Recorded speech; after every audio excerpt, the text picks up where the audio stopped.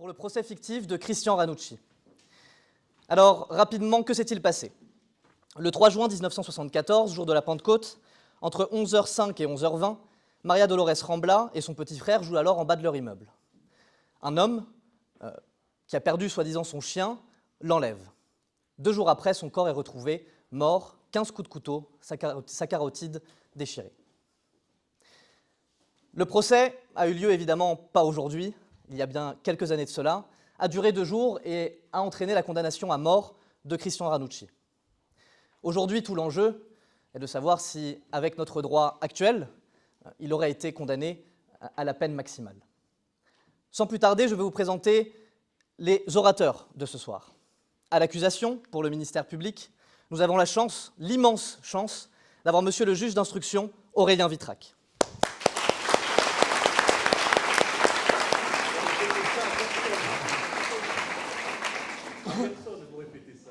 Pour plaider à ses côtés, une étudiante, membre de l'association Lysias Montpellier, Mathilde Bruno.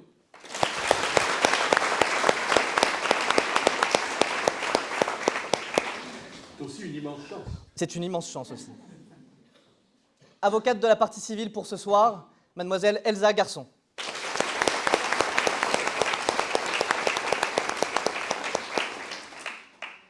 À la défense, nous avons l'immense chance aussi d'avoir maître Guillaume Raymond.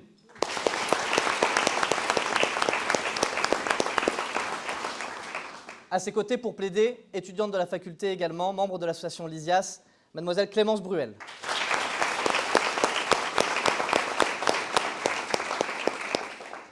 À leur côté, comme tout bon procès, il y aura des témoins.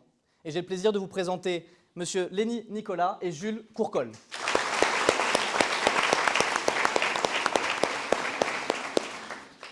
Comme tout bon procès d'assises, il nous faut un jury populaire, du moins, en tout cas dans la plupart des cas encore aujourd'hui. Aussi, j'aimerais remercier tous les étudiants et étudiantes présents pour ce jury populaire et j'ai une requête. Il nous manque un membre du jury populaire, aussi j'en appelle à la volonté. Ah bah voilà, parfait. Mademoiselle, vous pouvez venir prendre la place du dernier jury populaire.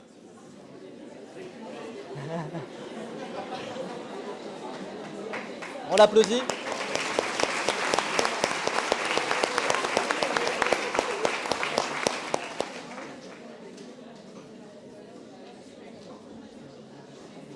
Merci. Elle est contente. Hein.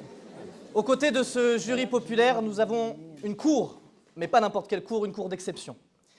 Vice-doyenne de la faculté, professeure agrégée des facultés de droit, Madame Karine Jalamion.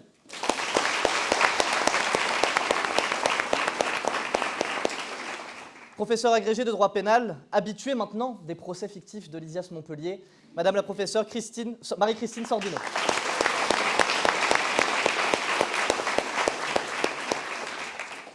À leur côté, ancien bâtonnier du barreau de Montpellier, maître Nicolas Bedel de Buzaringue.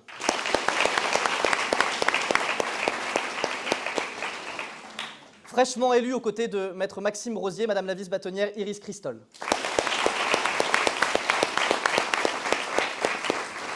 Et avec tout ce beau monde, il nous fallait un président de cour d'exception, encore plus exceptionnel que tous les autres. J'ai l'honneur de vous présenter monsieur le bâtonnier Jacques Martin.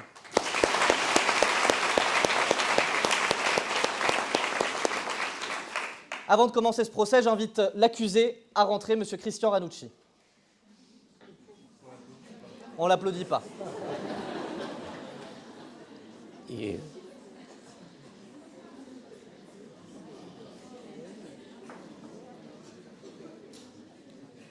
Mesdames, messieurs, je vous invite à vous lever pour la cour.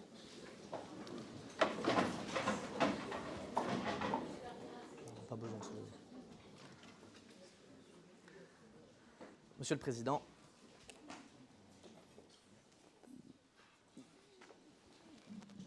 Mesdames et messieurs, vous pouvez vous asseoir. Je voudrais faire une déclaration liminaire. Je suis allé entre 200 et 300 fois en cour d'assises, mais systématiquement, soit au banc de la défense, soit au banc des parties civiles, jamais en qualité de président. C'est la raison pour laquelle je fais vœu d'humilité. Je vous demande beaucoup de gentillesse, parce que c'est véritablement une expérience pour moi et je vais essayer de la conduire du mieux de mes possibilités sans trahir cette mission extrêmement difficile, assumée avec intelligence et humanité par celles et ceux qui exercent cette difficile, douloureuse mission. Alors, on peut donc commencer. L'accusé peut-il se lever? On vous a détaché. Parfait. Donnez-moi vos noms. Alors, nom, prénom. Ranucci, Christian. Votre adresse. Marseille. Votre date de naissance. Dans les années 50. D'accord. Vous connaissez la prévention qui est dirigée contre vous? Oui, monsieur le Président. Si vous souhaitez que je vous en donne lecture? Alors, en raison des poursuites dirigées contre vous par le procureur général près la Cour d'appel de Montpellier, vous êtes poursuivi pour des faits de violence ayant conduit à la mort d'une mineure, au sens des articles 224 et suivants du Code pénal, et de meurtre sur personne mineure ayant suivi un autre crime, au sens des articles 221, 221.2, 221.4 du Code pénal.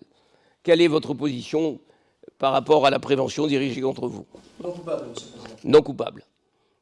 Vous contestez cette prévention? Oui, monsieur le Président. Quel est votre sentiment sur la manière dont l'instruction a été conduite? Il y a, me semble-t-il, un problème quant à la nature de cette instruction, en ce que mes avocats n'ont pas pu assurer l'entièreté de ma défense. Vous étiez assisté d'un avocat tout au long de la procédure? Pas durant la garde à vue, monsieur le Président. Pas durant la garde à vue. Ça n'était pas prévu à l'époque, malheureusement. Mais ça, c'est une aparté. C'est l'avocat plus que le président d'assises, vous avez bien compris. Je vous remercie. Nous allons donc appeler deux témoins, des témoins qui, semble-t-il, viendront ou conforter l'accusation, ou au contraire témoigner dans le sens de la défense. J'appelle donc le premier témoin.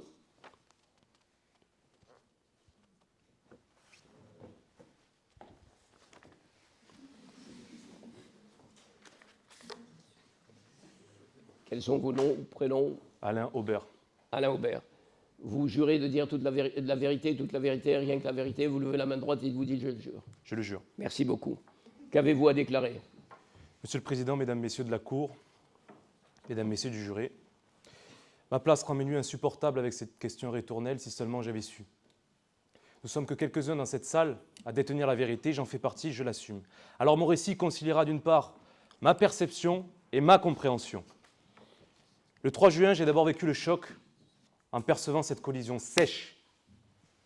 La Peugeot 304 grilla le stop du lieu-dit La Pomme et percuta M. Martinez. Arrivant juste derrière, cette scène résonna en moi, me rappelant cet accident me privant de mes parents. Évidemment, je fus outré par cette incivilité, par cette antipathie. Alors, propulsé dans le tumulte des virages, des moteurs, par cette antipathie, je m'efforçais à toute allure de rattraper le fuyard. Le kilomètre d'après, j'aperçus à la sortie de ce virage, sur la droite, une Peugeot 304 accidentée qui ne semblait plus bouger. Alors je pensais l'avoir rattrapée, mais je n'imaginais pas la brièveté qui allait suivre. En arrivant à la hauteur du véhicule, j'affirme avoir vu un homme sortir du cossé passager avec un enfant portant un short blanc. Cette assertion ne résulte pas seulement de ma perception, elle est aussi le fruit de ma compréhension. J'ai vu un enfant, mais je ne l'ai pas compris immédiatement. Alors, plongé dans ce contexte, je vous assure n'avoir vu à ce moment-là qu'un homme fuyant ses responsabilités en s'enfonçant dans les broussailles. J'ai alors fait demi-tour, 50 mètres plus loin, pour revenir près de la 304. Je sortis de ma voiture, je m'immisçais dans cet environnement, au cœur de l'événement. Un silence tapageur s'abattait sur cet événement. J'ai hurlé dans l'espoir de convaincre, de ramener raison, en lui disant « Mais monsieur, revenez, revenez, vous n'avez qu'un accident mortel, n'aggravez pas votre cas. » Et le pire, c'est qu'il me répondit en me disant « Mais je reviendrai, mais d'abord partez. » Comprenant son mensonge, je m'efforçais à faire tout ce qui était en mon pouvoir, en mon possible, en mon devoir. J'ai relevé le numéro minéralogique de la plaque de la 304, 1369 SG06. Je suis revenu au carrefour La Pomme, retrouvé M. Martinez. Je lui ai transmis ce relevé et j'ai même adressé mon adresse dans l'éventualité où il fallait témoigner. Mesdames et messieurs, je ne pensais pas témoigner devant vous ce soir. Je pensais dans l'éventualité d'un accident pour la circulation. Alors mon idiosyncrasie évolutive, d'après mes différentes dépositions, je sais que vous avez ça dans la tête, eh bien, se justifie par cette première phase de déni. Comment intellectualiser une telle horreur? Mais elle se justifie également par cette deuxième phase d'entendement. Comment j'ai pu passer à côté d'une telle évidence? C'est ce cheminement qui me permet aujourd'hui de vous affirmer que l'homme fuyant entraînait avec lui un enfant.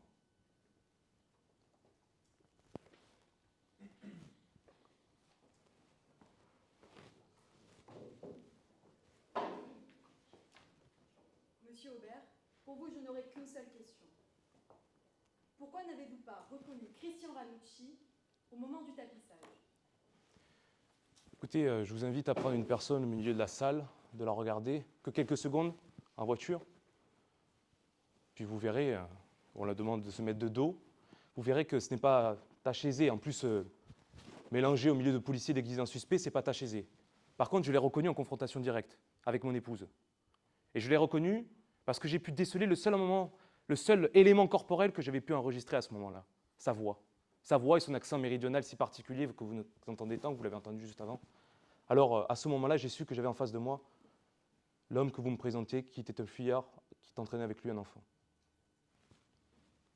Monsieur, pouvez-vous décrire très précisément la marque et la couleur du véhicule? Une Peugeot 304 grise, coupée. Et voilà. Coupé ou cabriolet? Coupée, Vous êtes Peugeot 304 grise. certain. D'accord. Avez-vous pu remarquer les vêtements de la personne qui fuyait? Assurément, elle portait des vêtements clairs, un pantalon foncé. C'est tout ce que je peux vous dire. D'accord. Merci, je n'ai pas d'autres questions. Monsieur Aubert, j'ai été surpris de votre entrain et de votre assurance à cette barre à l'instant.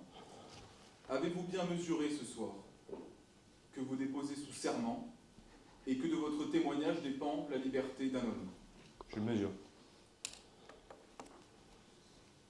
J'ai une question principalement à vous poser et je vous avoue que j'avais hâte de vous l'adresser. Comment expliquez-vous, monsieur Aubert, qu'entre le 4 juin 1974 et le 6 juin 1974, vous passez dans la description de l'individu que vous voyez sortir du véhicule, comme quoi, dans un premier temps, il porte un paquet volumineux, et 2 jours plus tard, vous dites qu'en réalité, il s'agit d'un enfant. Et votre femme a l'audace de préciser qu'il s'agit d'un enfant qui parle. Comment expliquez-vous qu'en seulement 2 jours, on passe d'un paquet volumineux à un enfant qui parle? Eh bien, si vous le permettez, prenez l'exemple d'une biche. Vous vous retrouvez là, à 3 h du matin, sur la route, et puis passe devant vous une biche. Vous voyez 4 petites choses en bas, 2 petites choses en haut, et puis vous la percutez, vous vous renseignez dans le village du coin, sur ce chemin, et on vous dit qu'entre minuit et 3 h du matin, il traverse des biches. Alors ça devient plus clair. Les 4 petites choses d'en bas étaient 4 petites pattes, les 2 petites choses d'en haut étaient 2 petites oreilles. À ce moment-là, vous savez pertinemment que vous avez vu une biche. Eh bien, pardonnez-moi de cette métaphore peut-être pas adaptée, inadaptée, mais c'est exactement ce qui s'est passé avec Christian Ranucci. J'ai vu à ce moment-là un paquet volumineux, pardonnez-moi de cette expression, qui peut être d'un français primaire, mais c'est bien les seuls mots que j'ai pu trouver pour poser sur ma pensée. Alors, oui, c'est vrai, j'ai vu un paquet volumineux, qui est ensuite devenu un enfant, je l'assume entièrement. Et vous savez, je pense qu'il faut faire une distinction entre, d'une part, la réception de l'information visuelle, et de l'autre, eh bien, tout simplement, ce temps à la réflexion, ce temps à l'interprétation. Vous aviez bu ce jour-là? Non, je vous assure que non. Vous Je avez ne bois consommé pas. d'autres substances? Non. D'accord. Parce que la perception de la biche entre un paquet volumineux et un enfant, alors que vous êtes à quelques mètres du véhicule, Je suis, je oui. vous avoue que je suis convaincu que la Cour et le jury sera convaincu de votre démonstration, monsieur Aubert. J'ai une seconde question à vous poser. Vous avez déclaré devant le magistrat instructeur, lorsque vous avez été entendu comme témoin, « J'ai vu le conducteur, près de la portière côté passager, ouvrir cette portière de l'extérieur et tirer par le bras un enfant. » Est-ce que vous le confirmez? Assurément. Oui. Donc, si je comprends bien, vous voyez Christian Ranucci au niveau de la portière passager du véhicule, il l'ouvre pour sortir l'enfant. On est bien d'accord? Oui. Donc ça signifie qu'il est sorti. Est-ce que vous l'avez vu sortir du véhicule, Christian Ranucci? Oui. Il est sorti comment du véhicule? Il est sorti justement par la fenêtre. Et même, je peux vous dire, dans ma première déposition... Par la fenêtre? Oui, assurément. Et ça, vous l'avez déclaré quand, monsieur? Je ne l'ai pas déclaré. C'est embêtant. Ce que je peux vous dire, c'est que le 6 juin, lors de ma première déclaration, j'arrive à 80 km/h. Au moins, à peu près, hein, j'ai fait cette fourchette. J'arrive à 80 km/h parce que dans une course-poursuite, il y a le mot course et donc il y a le mot vitesse aussi qui est rattaché. Et donc, forcément que les éléments nécessitent une certaine vitesse. Entre 100 mètres et la distance à peu près à la hauteur du véhicule, il a fallu que je freine à toute allure. Et au moment justement où je suis arrivé à la hauteur du véhicule, je peux vous affirmer avoir vu cet homme tirer par le bras un enfant qui sortait, lui, du côté passager. Car la portière était bloquée, la portière gauche et la portière droite également, puisqu'il a dû l'ouvrir de l'extérieur en sortant du bras, je vous l'affirme.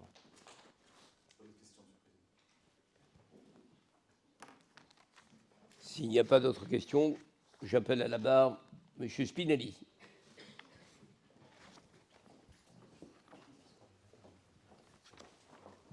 On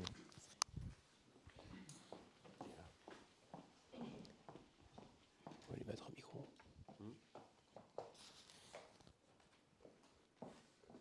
Monsieur, voulez-vous décliner vos noms, prénoms, âge et profession? Spinelli Eugène, 56 ans, garagiste carrossier. Vous jurez de dire la vérité, rien que la vérité, vous levez la main droite, vous dites je le jure. Je le jure. Je vous remercie. Qu'avez-vous à déclarer?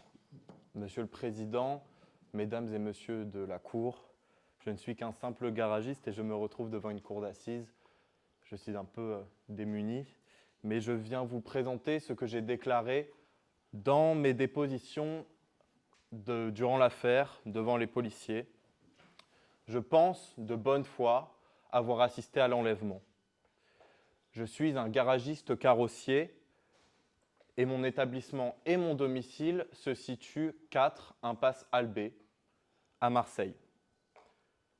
La scène que je vais vous décrire se déroule à 10h50, le lundi 3 juin. Au début, je n'y avais pas prêté grand intérêt, mais c'est seulement en écoutant les informations, lorsque j'ai appris qu'une petite fille avait été enlevée à la cité Sainte-Agnès, que j'ai pris conscience que ce que j'ai vu pouvait être très important. Donc ce lundi 3 juin, c'était le lundi de Pentecôte. Je ne travaillais donc pas. J'étais à mon garage qui se situe, comme je vous l'ai dit, impasse Albé. À 10h50 donc, je sors sur le trottoir et je me souviens de l'heure parce que j'avais rendez-vous avec ma mère. À ce moment, j'ai vu en bas de l'impasse, au pied de l'immeuble, à gauche du muret garé à côté du trottoir, une voiture, une Simca 1100 grise clair. À la place passager de ce véhicule, il y avait une petite fille et au volant de ce véhicule, il y avait un homme, je dirais qu'il avait environ 30 ans. Il faisait à peu près 1,80 m. Il avait les cheveux châtain clair, un visage allongé. Il n'avait pas de moustache ni de barbe. Concernant ses habits, il avait une polaire avec un pantalon plus foncé, au moins plus foncé que la polaire. C'est à peu près tout ce que je peux vous dire, ce que je peux décrire sur cet homme que j'ai vu ce jour-là. Il était environ à 40 à 50 mètres de moi, mais je tiens à préciser à la cour que la petite fille est entrée naturellement, d'elle-même dans le véhicule. Elle n'a pas été forcée ou quoi que ce soit. L'homme même parlait et souriait à la petite fille. Je n'ai vu aucune violence, aucun geste de force pour imposer à cette petite fille de rentrer dans le véhicule ou de faire quoi que ce soit. Pour terminer, je tiens juste à préciser à la cour que c'est la première fois de ma vie que je vois cet homme et donc que je le vois dans le quartier. C'est tout. Je vous remercie.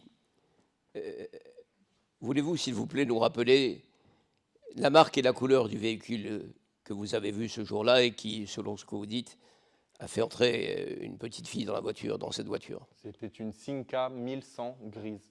Simca 1100 grise? Oui. Vous êtes sûr de la marque et de la couleur? Absolument certain. sur la personnalité de la personne qui conduisait ce véhicule. Oui. Vous le décrivez comment? Comme je viens de le dire, c'était un homme d'environ une trentaine d'années, en 1,80 m, avec des cheveux courts, châtain clair, courts parce que ça ne lui arrivait qu'au-dessus des oreilles. Donc, voilà. Est-ce que c'est un homme que vous avez aperçu ou vu dans le quartier, puisque vous êtes garagiste dans ce quartier? Non, je ne l'avais jamais vu auparavant. Est-ce que vous connaissiez cette petite fille? Est-ce que vous la connaissiez ou est-ce que vous connaissiez ses parents? Non. Non plus. Bon, ben, je vous remercie, je n'ai pas d'autres questions. Si la partie civile a des questions à poser.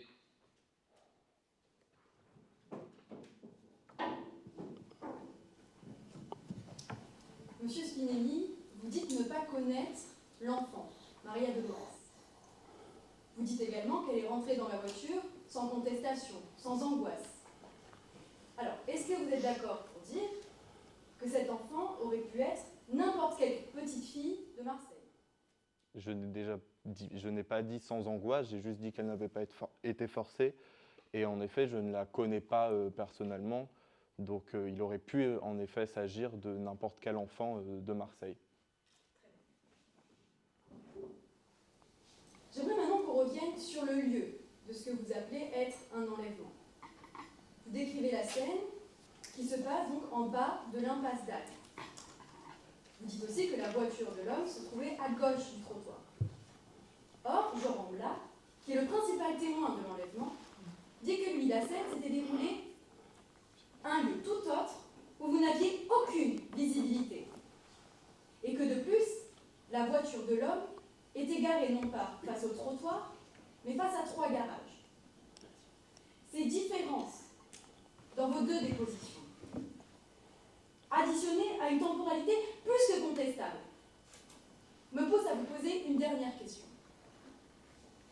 N'êtes-vous pas d'accord pour dire qu'il est possible que vous ayez en fait assisté à une toute autre scène, à un endroit différent, à un temps de la journée différent, et que donc, en réalité, vous n'ayez jamais assisté à l'enlèvement de Maria Dolores? Je vais reprendre ce que vous m'avez dit. D'abord, toutes mes excuses, maître, mais Jean Rambla est un enfant de 8 ans. J'ai 56 ans, donc je pense quand même savoir ce que j'ai vu. Ensuite, concernant l'heure, cela peut s'expliquer parce que j'ai vu que ma montre était tombée en panne pendant certains moments, ce qui d'ailleurs m'a coûté une petite remarque de ma mère quand je suis arrivé chez elle un peu en retard. Mais donc je pense avoir, je sais ce que j'ai vu et je pense, comme je l'ai dit au tout début, de bonne foi avoir assisté à l'enlèvement. D'accord. Donc vous n'êtes pas sûr? Je pense, je ne suis qu'un témoin.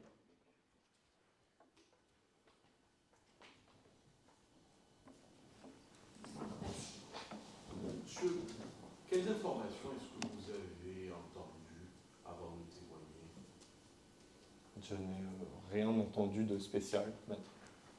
Bon, c'est simple à mettre, mais vous contredisez, monsieur, vous avez expliqué que ce n'est qu'après que vous ayez entendu à la radio le fait qu'une jeune fille avait été enlevée que vous avez témoigné. La question que je voudrais vous poser, c'est celle de savoir ce que vous avez entendu comme information dans ce flash radio. Vous savez, il y a un petit moment, je ne me rappelle pas bien, mais je sais juste que j'ai pris conscience à ce moment-là, en écoutant les informations, que ce que j'avais vu pouvait correspondre à ce que la radio m'annonçait. C'est tout ce que je peux vous dire. Si j'avais le sarcasme de Maître Béraud, je vous dirais que vous avez la mémoire sélective. Bonsoir, monsieur. Bonsoir, maître. Donc, si je résume votre témoignage, j'en retiens que, avec le recul, cette scène, pour vous, c'est celle de l'enlèvement. Oui. Dans cette scène, ce qui compte pour nous, c'est le véhicule et c'est l'homme. Alors ce véhicule, vous l'avez dit, c'était une Simca 1100 grise. Vous me le confirmez? Je vous le confirme, oui. Donc ce n'était pas la voiture de Christian Ranucci qui est une Peugeot 304 grise. Ah non, vous connaissez la différence entre une Peugeot 304 et une Simca 1100? Ce sont les phares. Je m'y connais en véhicule presque autant que vous vous y connaissez en droit, et je peux vous affirmer que la Peugeot 304 ne correspond pas à une Simca 1100 grise, et je peux vous affirmer que c'était une Simca 1100. Donc en plus, ces deux véhicules, ils sont facilement distinguables. Oui, la Simca 1100 a les phares ronds, tandis que la Peugeot 304 a les phares carrés. Et maintenant, si je reviens sur la description de l'homme que vous avez vu, cet homme, est-ce que vous vous en souvenez? Pas très bien, mais je m'en souviens assez pour vous décrire ce que j'ai décrit. Est-ce que cet homme, il portait des lunettes? Je ne crois pas. Maintenant, je vais vous demander de regarder l'accusé, de bien regarder, de prendre votre temps, parce que votre témoignage il est capital ce soir, et de me dire si oui ou non vous reconnaissez cet homme comme celui que vous avez vu ce jour-là. Non, maître. Merci, il n'y a pas de questions.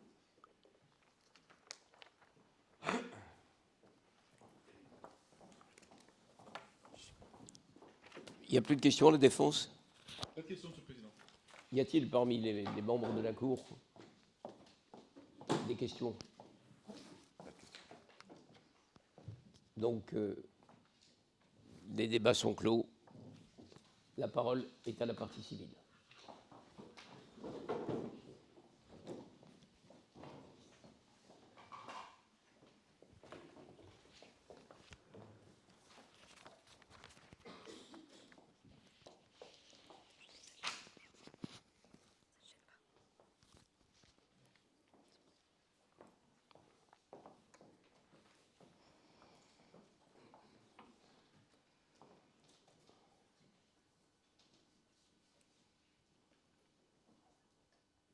Le ciel se couvre d'un bleu immaculé et se jette dans une mer Méditerranée avec laquelle il se confond presque.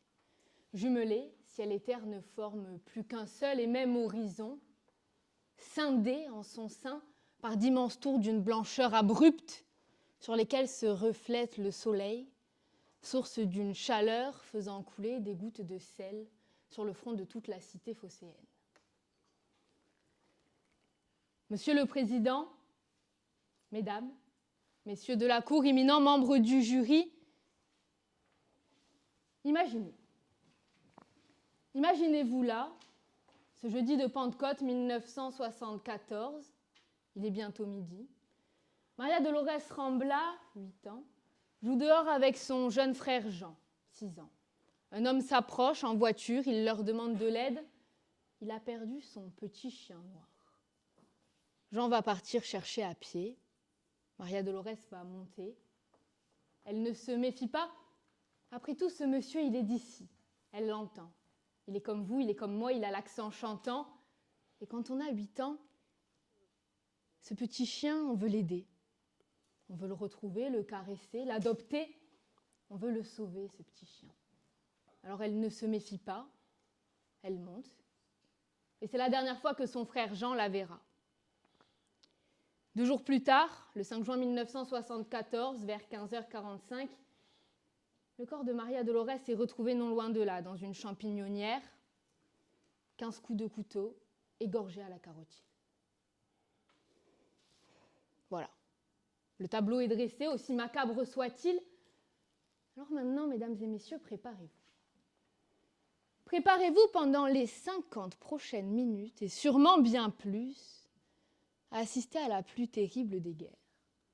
Une guerre entre procureurs et avocats de la défense animée d'une animosité certaine, une guerre sous couvert de vérité, de justice, une guerre peut-être en réalité simplement égoïste, une guerre de types qui se tordront le cou vous criant une pseudo-vérité, vous parlant d'une smica grise, d'un couteau, d'un pullover rouge, et vous faisant même croire que l'avenir de la justice dépend de votre décision, quand en réalité, seul leur avenir personnel dépend de cette décision, parce que ce soir, quand ils rentreront chez eux, ces types-là, dans leur petite maison, qu'ils mettront leurs petits chaussons et s'installeront dans leur petit fauteuil, ce qu'ils se diront, ce n'est pas « c'est Christian Ranucci qui a été acquitté » ou « c'est Christian Ranucci qui a été condamné ». Ce qu'ils se diront, c'est « j'ai gagné ». C'est moi qui ai gagné, c'est moi qui ai perdu. Alors, je vous l'avoue ce soir, mesdames et messieurs, que ce soit Christian Ranucci ou un autre qui ait tué Maria Dolores m'importe peu.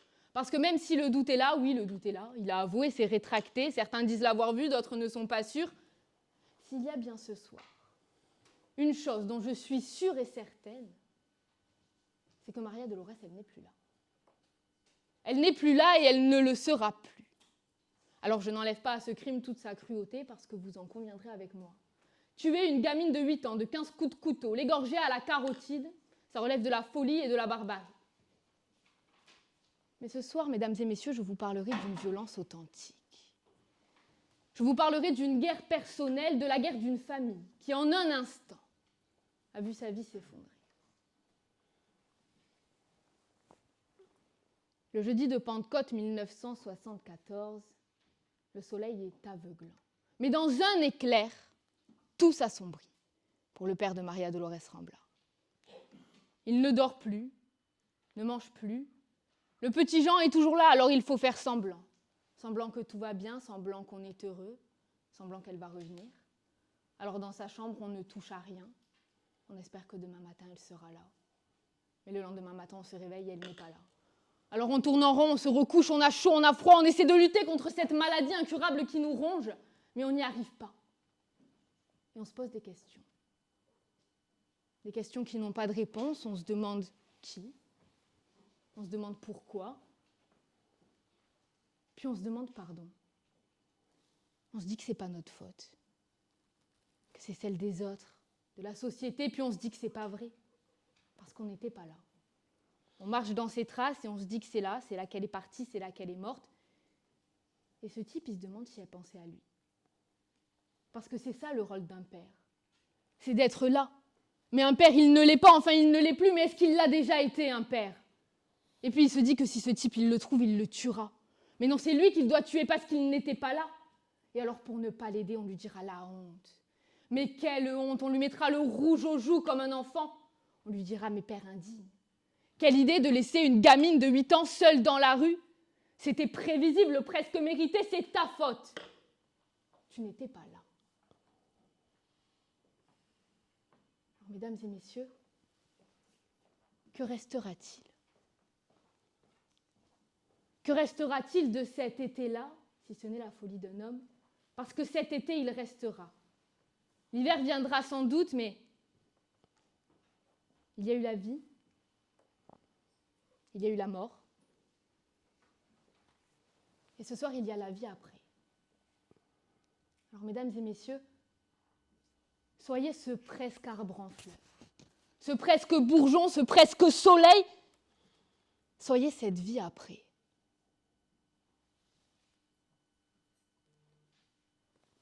Monsieur le Président, Mesdames, Messieurs de la Cour, éminents membres du jury, parce que les morts gouvernent les vivants. Imaginez. Imaginez, mais surtout rappelez-vous, ce jeudi de Pentecôte 1974, à la cité Sainte-Agnès.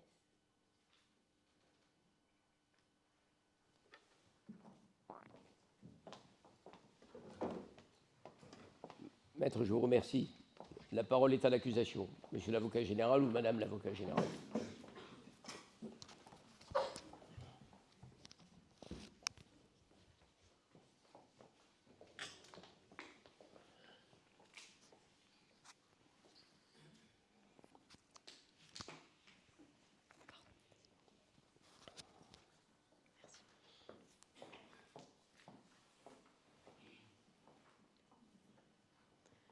Monsieur le Président, Mesdames et Messieurs de la Cour, membres du jury. Le déni est un mode de défense défini en psychanalyse comme un refus par le sujet de reconnaître une réalité. Aujourd'hui, l'accusé, Christian Ranucci, et toute l'équipe de la défense sont dans ce déni. C'est pourquoi vous entendrez les mots incompréhension, doute, circonstance. On vous dira que cette histoire, elle est pleine de mystères, qu'elle n'est pas claire. Mais cette histoire, elle est avant tout dramatique. Et c'est pourquoi je me placerai moi dans la mesure, la rationalité et enfin la réalité. Parce qu'en effet, les éléments de l'affaire parlent plus que le simple chant pour la liberté. Le 3 juin 1974, entre 11h05 et 11h20, un homme, Christian Ranucci, interrompt le jeu de 2 enfants, Maria Dolores Rambla et son petit frère Jean Rambla. Christian Ranucci porte un intérêt particulier à Maria Dolores. Ainsi, après avoir éloigné Jean Rambla, il propose une première fois à cette dernière de monter dans sa voiture pour faire une promenade. Elle hésite, alors cet homme de 20 ans, lui, insiste et reformule sa proposition. Elle finit par monter et tous deux roulent pendant plus d'1 heure, faisant plus de 20 km. Une situation normale pour un jeune homme de 20 ans accompagné d'une enfant de 8 ans qu'il ne connaît pas. Après une petite pause, les deux reprennent la route. Christian Ranucci roule vite. Il grille un feu stop, produit un accident et fuit le lieu de l'accident. Une situation normale, apparemment. Christian Ranucci fuit donc. Il roule vite. Il le sait, il est poursuivi, alors il est angoissé. Il est contraint de s'arrêter sur le bord de la route parce que sa voiture ne fonctionne plus. Alors il s'arrête, mais sa fuite, elle continue. Il prend l'enfant avec lui et fuit dans la forêt, à pied. À ce moment-là, je vous laisse imaginer l'état psychologique de Ranucci. Ce dernier est stressé, angoissé, il a peur, il sait que la situation n'est pas normale. De plus, à ses côtés, une enfant qui au départ est calme, mais qui là change, commence à paniquer elle aussi, crie, pleure, demande à rentrer chez elle. Alors Christian Ranucci cherche à l'immobiliser, à la faire taire, parce qu'il le sait, M. Aubert est juste à côté. Alors il la prend dans ses bras, met sa main devant sa bouche, la tient au cou, et d'un coup, il sort son couteau et la tue de 15 coups. Christian Ranucci tue Maria Dolores de 15 coups de couteau. L'histoire que je viens de vous raconter n'est pas inventée. Elle n'est pas le fruit d'un mauvais scénario. Non, elle nous est racontée par Christian Ranucci lui-même, auteur de ces faits. Il avoue donc. Il avoue parce qu'il le dit, je préfère libérer ma conscience et vous dire tout ce qui s'est passé. En effet, je ne suis pas un salaud et je réalise à peine comment j'ai pu agir de la manière qui est la suivante. Il avoue pour libérer sa conscience. Ces aveux, difficilement discutables, puisque réalistes, logiques, qui s'accordent avec le témoignage des autres témoins, nous ouvrent la porte de nouveaux éléments, qui eux aussi attestent de la culpabilité de Christian Ranucci. Parmi eux, le croquis. En effet, au cours d'un de ces interrogatoires, Christian Ranucci est amené à dessiner les plans de Sainte-Agnès. Les plans sont justes. Les plans sont bons. Et comment expliquer ces plans si ce n'est par la présence de Christian Ranucci en ces lieux? Christian Ranucci connaissait les lieux, il y était déjà. Un autre élément découle de ces aveux, le couteau. Le couteau qui est retrouvé à l'endroit donné par Ranucci. En effet, il explique qu'il aurait jeté le couteau dans un tas de tourbe près de la champignonnière. Et alors, dépourvu de ces informations, les policiers trouvent le couteau dans ce même tas de tourbe. Christian Ranucci reconnaît par ailleurs l'arme du crime. D'autres éléments confirment encore une fois la culpabilité de Christian Ranucci.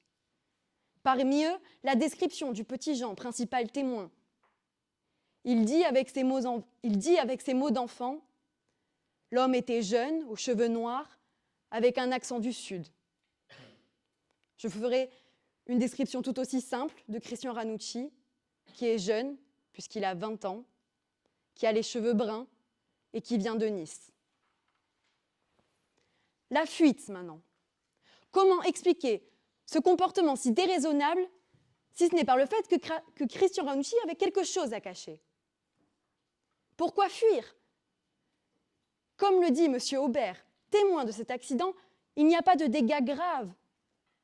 Aucun mort, un simple dégât matériel. Et pourtant, M. Ranucci fuit la scène. Il fuit en voiture et il fuit à pied. Il se cache dans les bois. Pourquoi se cacher? Avait-il quelque chose à cacher? Nous savons tous que oui. Enfin, je vous parlerai du pantalon. Ce pantalon retrouvé dans le coffre de Ranucci. Un pantalon marron, un pantalon bleu foncé, taché de sang. Un sang de groupe sanguin A, le même de celui de Maria Dolores. En conclusion, on retrouve dans ce coffre un pantalon taché du sang de Maria Dolores.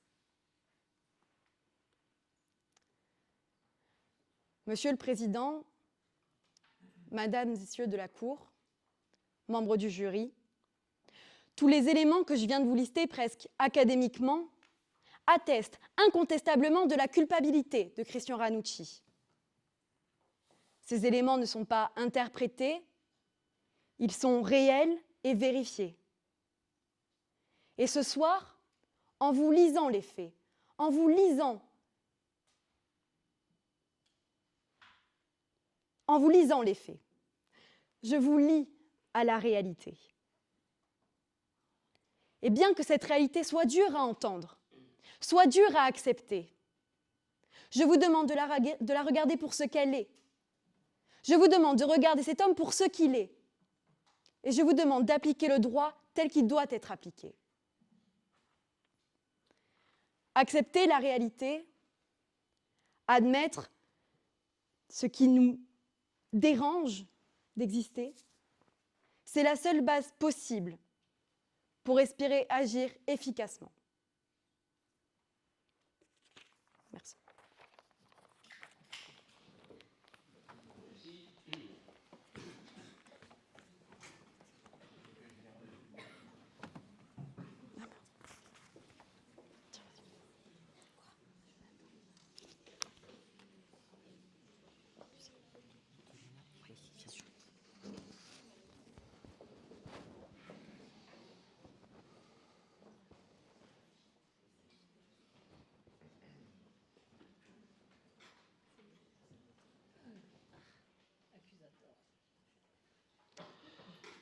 Monsieur le Président, Mesdames, Messieurs de la Cour, Mesdames et Messieurs les jurés,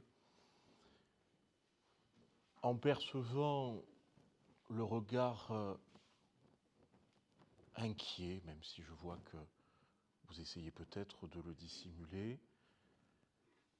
chargé de la tâche lourde qui vous est confiée, je me remémore cet instant, même si je ne peux pas me payer le luxe de jouer à l'ancien combattant. Je me remémore cet instant. J'avais à peine quelques heures de magistrature dans les pattes. Je venais de prêter serment devant la cour d'appel de Montpellier. Et me voilà déjà, puisque vous savez que si je tiens le siège du ministère public aujourd'hui, la magistrature regroupe à la fois le siège et le parquet, me voilà déjà assesseur de cour d'assises. Je me remémore cet instant où sur un petit bout de papier, je me souviens, il y avait écrit « Cour d'assises de l'Aude, en mon honneur et en ma conscience, ma déclaration est ». Je me revois écrire la réponse à la question qui nous était posée. Secret du délibéré oblige, je ne vous le donnerai pas. Et je me revois écrire un chiffre. Ce jour-là, la cour d'assises que je composais avait condamné un homme à une peine qui dépassait l'âge qui était alors le mien. J'imagine sans difficulté aujourd'hui l'état d'esprit qui est sans doute le vôtre, et je mesure la solennité de ce moment. J'ai un autre souvenir lors de cette même session d'assises. C'était lors d'une suspension, quelques instants, lors de la dernière suspension avant que nous nous retirions pour délibérer. Il y avait une jurée avec laquelle j'avais un peu sympathisé. Je la sentais de plus en plus grave, de plus en plus dans l'émotion. Et alors qu'il fallait revenir dans la salle pour écouter les dernières plaidoiries, elle s'est mise à pleurer. Elle s'est mise à pleurer et un peu comme qui voudrait rejeter tout ce qui était en train de lui arriver, elle m'avait dit mais pourquoi on fait tout ça? Vous avez, chers collègues, parlé du danger du déni. C'est peut-être pour ça que nous faisons cela.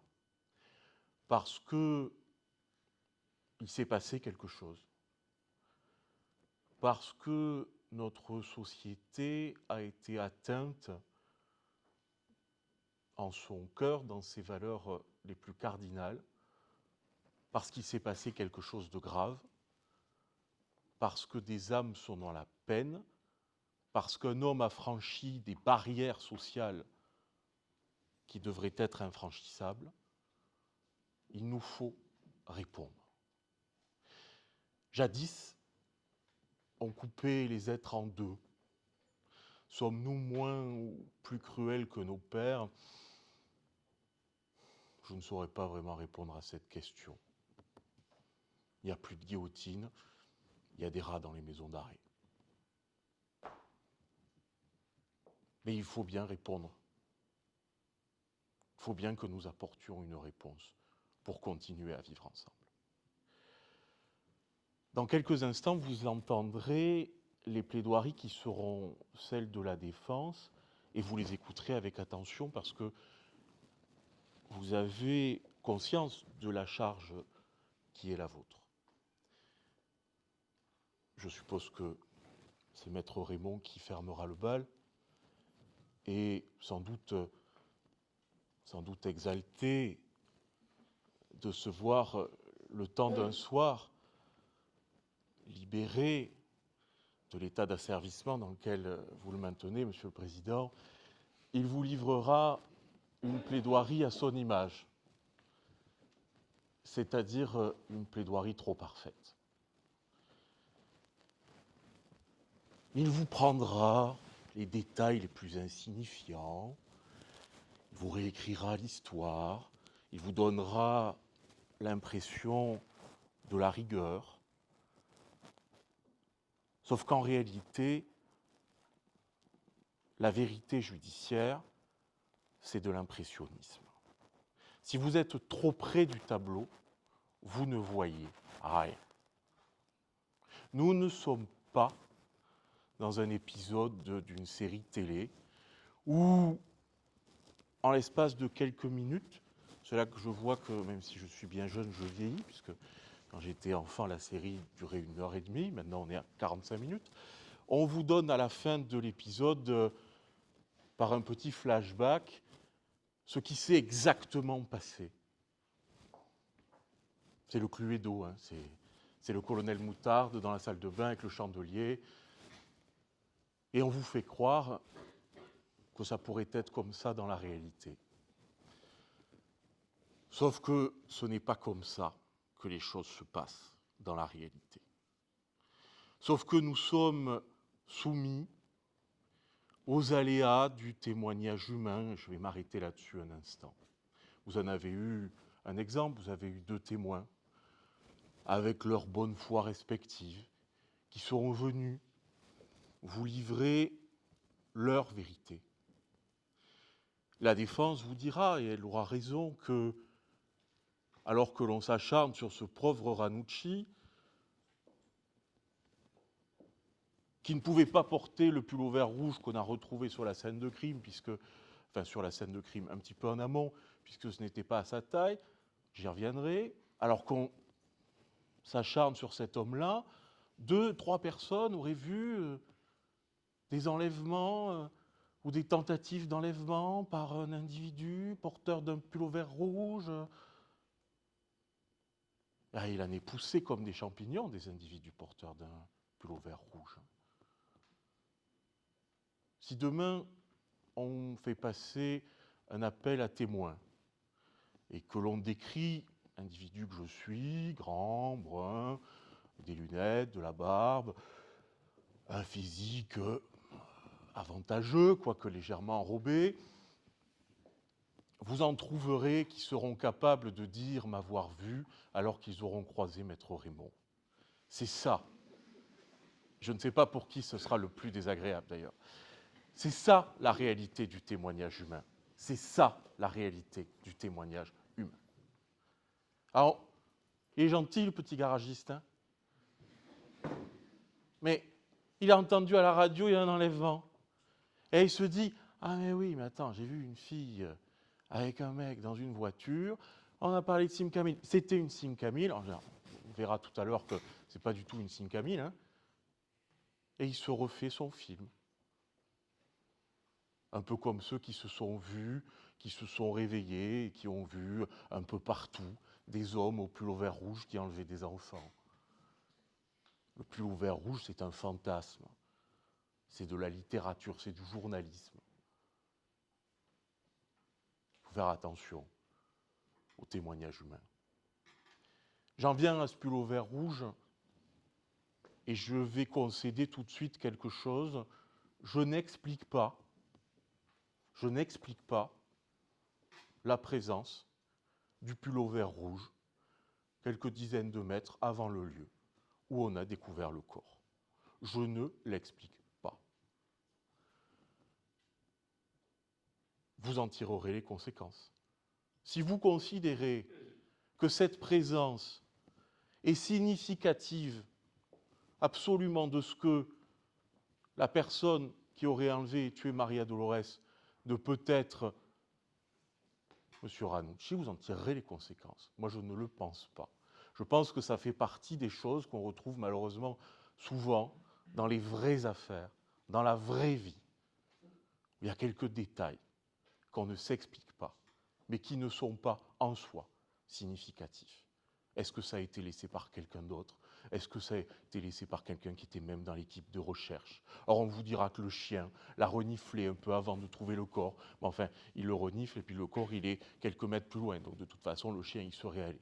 Donc, je ne m'explique pas ce pull vert rouge, sauf à dire que c'est finalement l'objet qui a cristallisé toutes les attentions littéraires, toutes les attentions journalistiques, puisque l'on sait que ce dossier, dans une réalité parallèle, hein, a été un dossier utilisé pour lutter contre la peine de mort.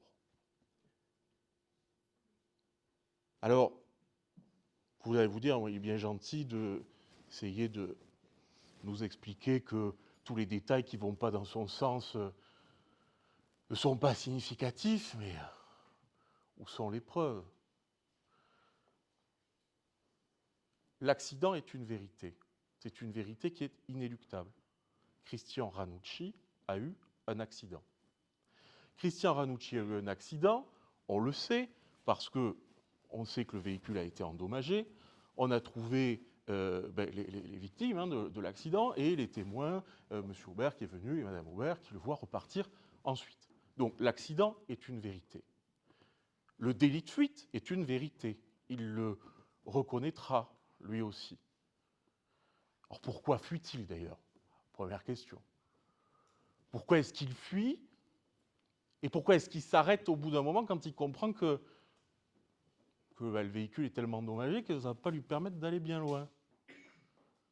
Bon, pourquoi il ne sort pas de son véhicule, tout simplement désolé, j'étais pas bien assuré, il faut avoir l'accent méridional, paraît-il. Et voilà, bon, tant pis, j'ai essayé de jouer, mais non, il traverse la Champignonnière. Pourquoi il traverse la Champignonnière? Pourquoi il part en courant comme ça, en montant le bosquet? Et alors, c'est incroyable, Mais c'est là qu'on trouve le corps, tiens. C'est fou ça. Hein. On a un type, il a un accident, au lieu de s'arrêter, il s'en va, il fuit. Quand le véhicule ne roule plus, il sort du véhicule. On sait qu'il sort avec quelque chose. Il va dans une champignonnière et on y retrouve un corps. Et nous, on est censé dire que c'est un pur hasard. D'accord.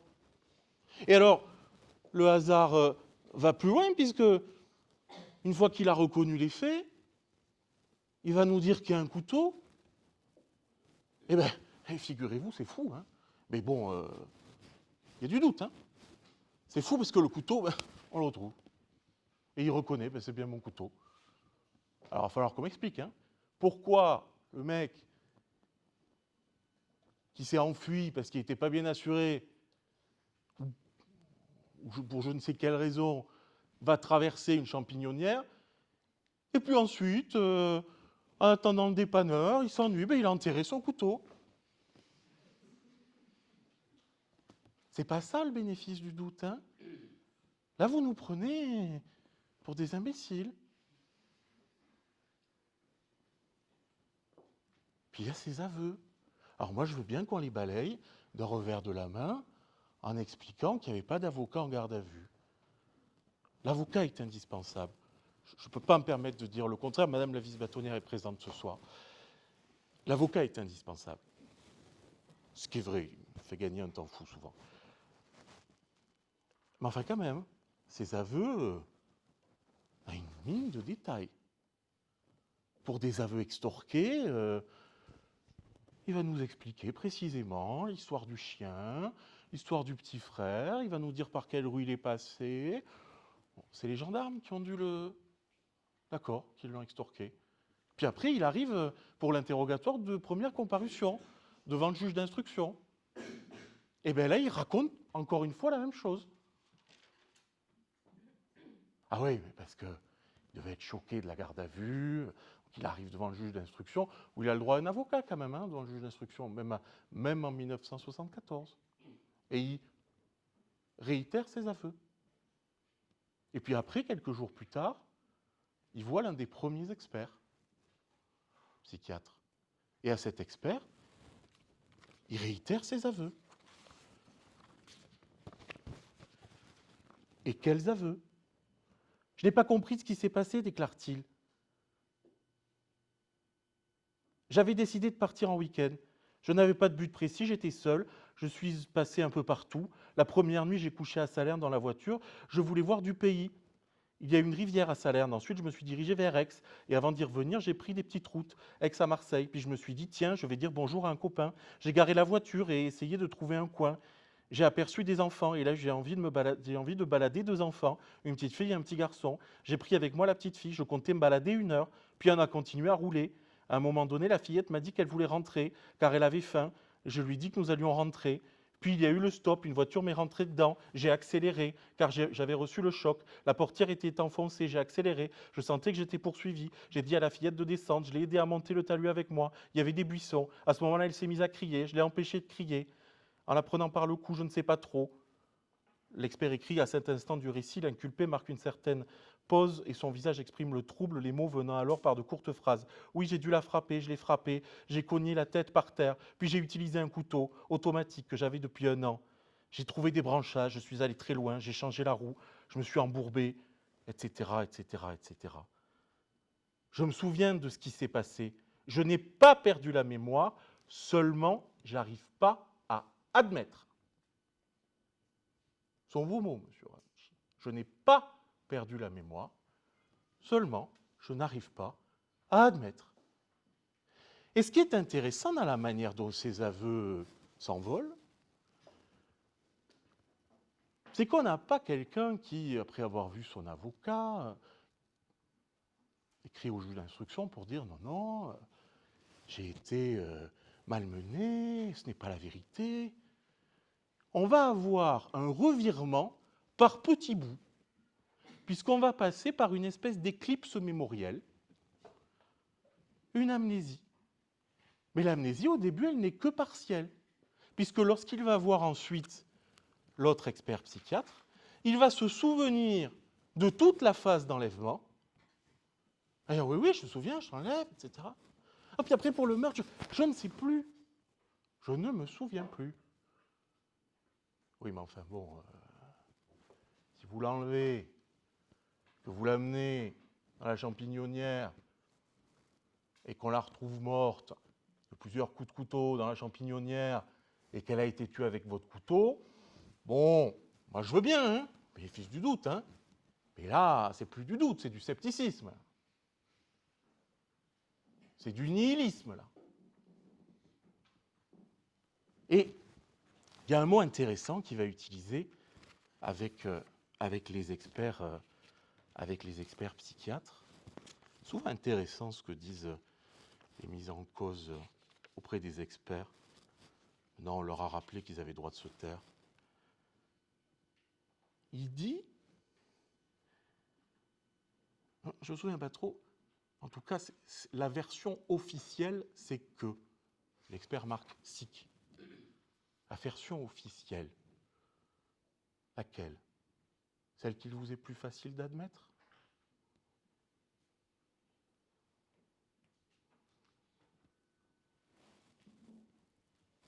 Alors oui. Alors est-ce que c'est une Simca 1100? Est-ce que c'est une Renault? C'est une voiture grise? Le petit gamin, il a 6 ans. Et à 6 ans, il voit une voiture grise. Les Simca 1100, c'était les voitures qu'avaient les policiers. Il est interrogé, mais il dit, ouais, une voiture comme ça. Je crois qu'on lui en demande beaucoup à cet enfant-là. Ce qu'on sait, c'est que Maria Dolores, elle disparaît. C'est qu'elle monte dans une voiture.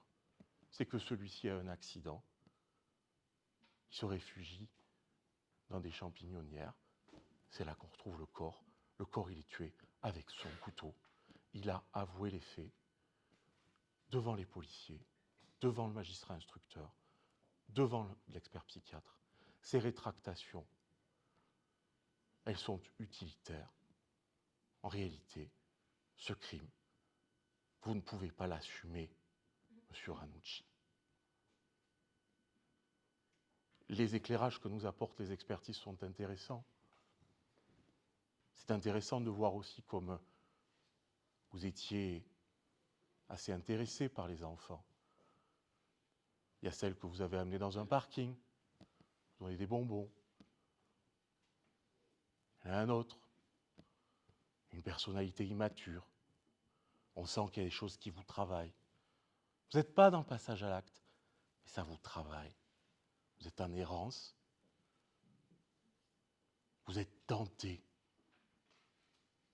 Vous êtes tenté. Alors on la prend, la petite. On ne sait pas trop ce qu'on va faire. On la prend. Sauf qu'il y a un événement qui précipite tout. C'est cet accident. Et là, vous allez être découvert. Parce que tout le monde va savoir que vous l'avez enlevé. Alors on la fait taire. Finalement, en la tuant, vous essayez d'effacer ce que vous venez de faire. Non, ça n'a pas existé. Tais-toi, tais-toi. Vous la recouvrez de quelques branchages.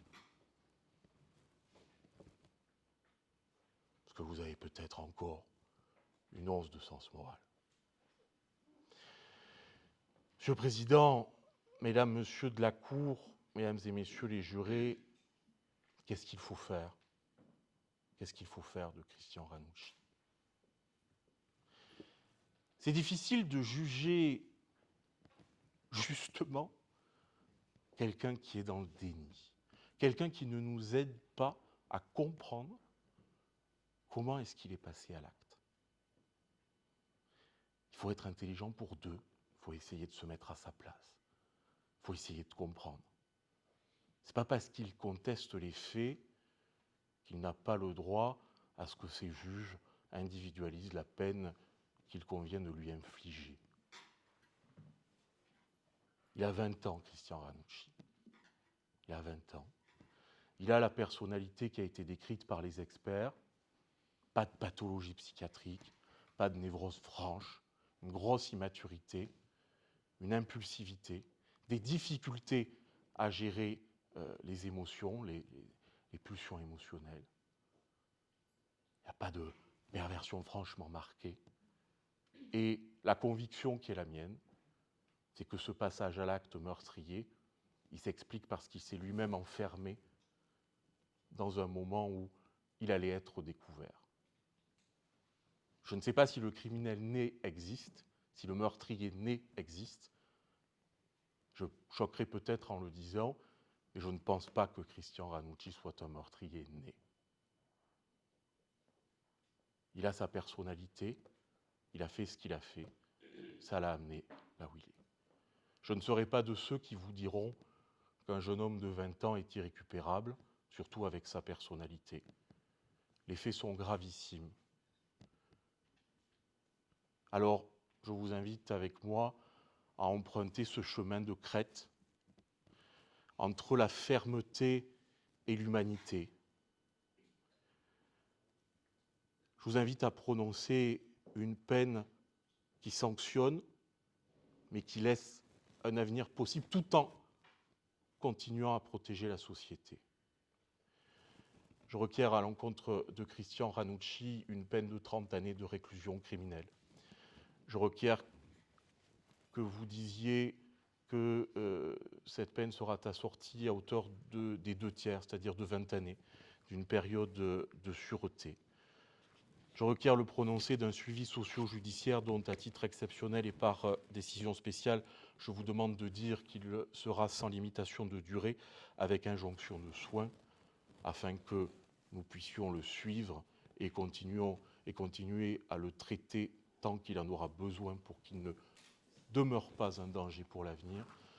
De fixer à 7 années, c'est-à-dire au maximum l'emprisonnement qu'il encourt en cas de non-respect du suivi socio-judiciaire. Et pour satisfaire à la névrose obsessionnelle du législateur, vous prononcerez les peines complémentaires obligatoires, 15 années d'interdiction de détenir ou porter une arme, 10 années d'inéligibilité, on ne sait jamais, et la confiscation des scellés. Voilà. Voilà.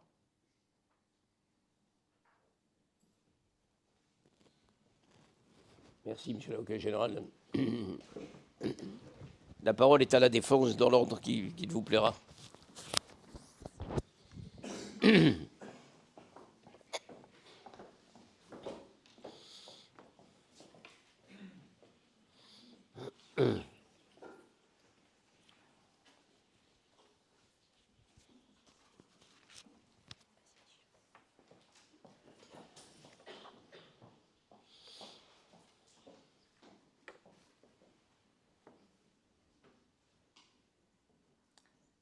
Regardez bien l'accusé. Recueillez bien vos souvenirs et dites-nous, en votre âme et conscience, si vous reconnaissez en cet homme votre ancien camarade de bagne, Jean Valjean.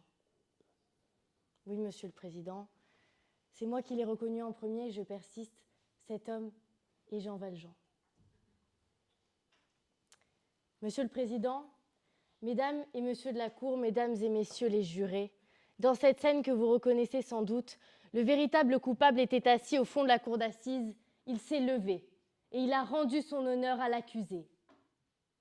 Malheureusement pour Christian ce soir, il n'y aura pas de Jean Valjean pour établir la vérité et pourtant, Christian Ranucci n'est pas coupable du crime dont on l'accuse, il est seulement coupable de l'avoir avoué.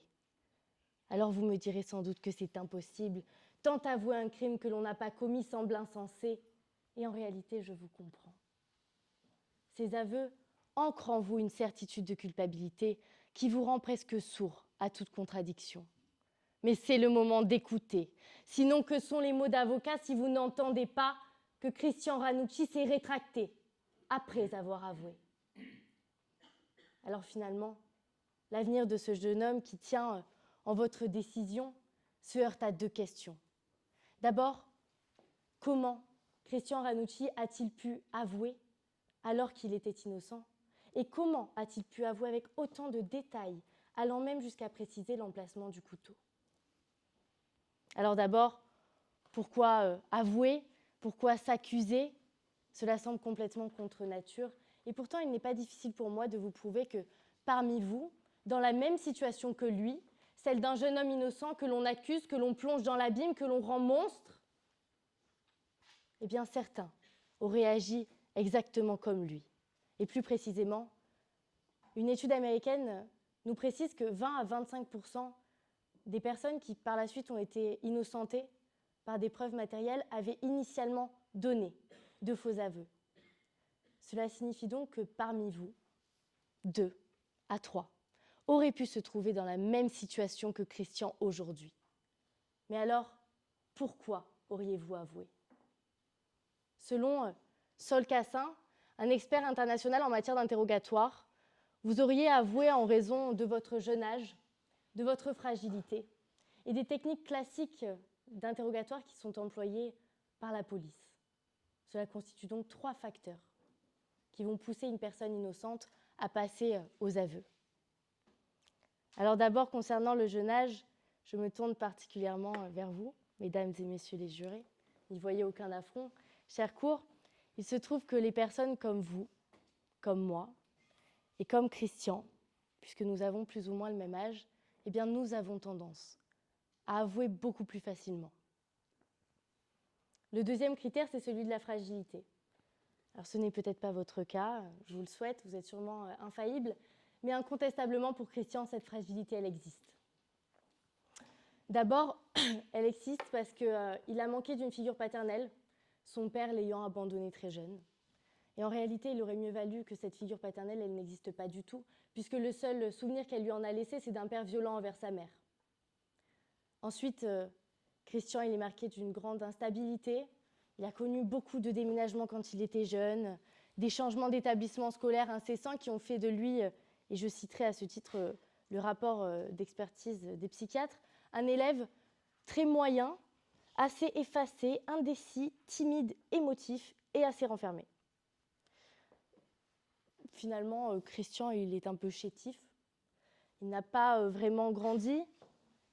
Ce jeune homme, il n'est pas très entouré, il n'a pas vraiment d'ambition professionnelle puisqu'il n'a pas le bac ni aucune autre formation. Ce jeune homme, finalement, il est un peu nous tous à un moment donné. Il ne sait pas vraiment qui il est, ni où il va. Il connaît, vous savez, ce petit vide. Et même ce petit vide à Christian ne le lui a pas laissé. On est venu le remplir de haine et de crainte au moment où on l'a accusé, au moment où on l'a arrêté. Même ce petit vide, Christian, il n'a pu rien en faire. Alors on lui a tout pris dans cette salle d'interrogatoire, en le poussant à parler. Parce que si les techniques classiques d'interrogatoire emploient déjà la pression psychologique, dans le cas de Christian, c'est du jamais vu. On va l'inciter pendant des heures, on va le pousser à parler, à soulager sa conscience, et puis surtout, on va le présenter seul à des témoins, les époux Aubert, les grands justiciers, et particulièrement à madame, qui 5 minutes auparavant ne reconnaissait pas Christian, mais qui, confrontée seul à lui dans ce bureau, s'en remet à l'évidence. Mais oui, elle l'affirme, elle le lui dit dans les yeux, « C'est vous, je vous ai vu avec la petite. » Alors, moi, je n'aurai pas la délicatesse d'ignorer les erreurs de la police. Je sais qu'elle fait un travail difficile, mais dans ce dossier, vous ne pourrez pas fermer les yeux sur les tactiques plus que douteuses qui ont été employées, car on le sait. La présence d'un témoin qui affirme vous avoir vu augmente considérablement les chances de vous faire avouer. Et c'est à nouveau Sol Cassin qui l'a démontré dans une expérience. Il prend un petit groupe d'étudiants, leur demande de réaliser une dictée sur l'ordinateur et leur interdit formellement d'appuyer sur la touche Alt au risque de causer un crash informatique. Alors évidemment, tous les ordinateurs qui étaient prévus vont s'éteindre. Et parmi les étudiants, aucun ne va appuyer sur la touche, ils ont été surveillés. Et pourtant, quand on va les interroger avec des techniques accusatoires telles que celles que l'on retrouve dans l'interrogatoire de Christian, eh bien beaucoup vont avouer. Mais alors lorsqu'on les présente à des témoins qui affirment les avoir vus, dans la quasi-totalité des cas, ils vont avouer. Alors, ce jeune homme, on lui a tout pris.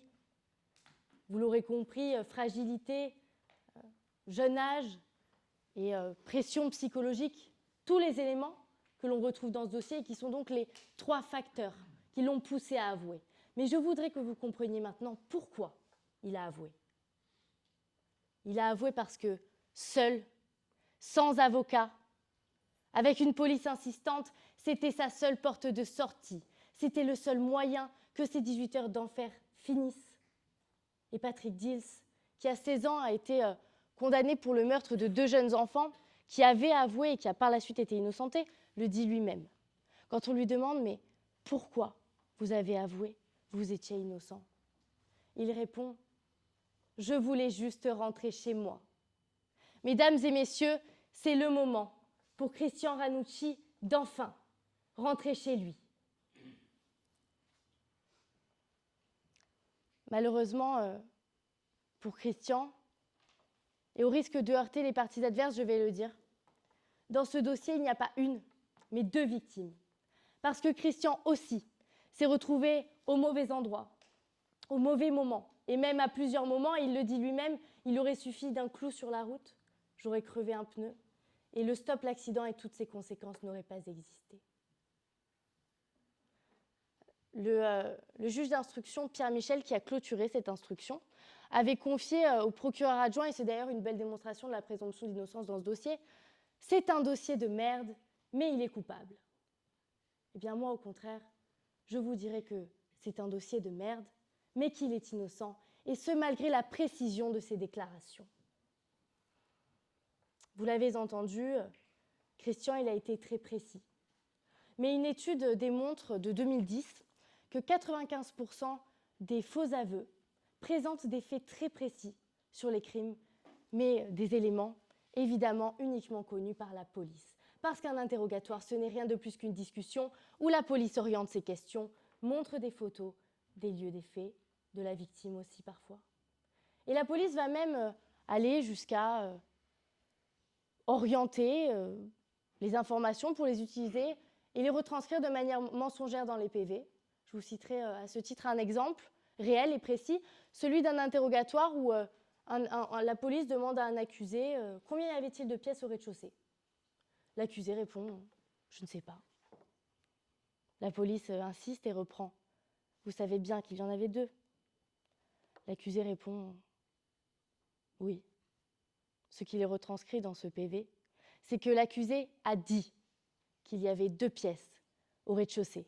Alors évidemment, toutes les informations que Christian a données, elles proviennent de la police. Et c'est le cas de ce croquis, ce fameux croquis que Christian a dessiné, représentant les lieux du crime, mais qui présente surtout des erreurs évidentes. Le tracé de la rue qui n'est pas du tout correct, et puis surtout l'absence de ce platane immense que l'on retrouve au milieu de cette cité Sainte-Agnès. Alors c'est sûr, ce platane, la police n'a pas dû trouver très pertinent de préciser sa présence, et comme par hasard, on ne le retrouve pas sur le croquis. Alors, encore une fois, toutes ces erreurs sur ce croquis, elles ne peuvent être que l'omission de la police. Christian, il a été manipulé, ses aveux lui ont été volés.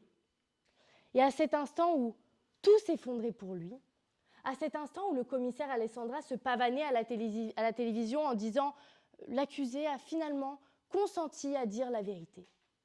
Beau lapsus d'ailleurs de monsieur le commissaire qui le dit lui-même. Christian Ranucci, il n'a pas avoué. Christian Ranucci a consenti à avouer. Alors à cet instant où tout s'effondrait pour lui, Christian, lui, espérait encore que le monde s'en remettrait à l'évidence face aux preuves matérielles. Et il avait raison. Il avait raison parce qu'il n'y a rien contre lui.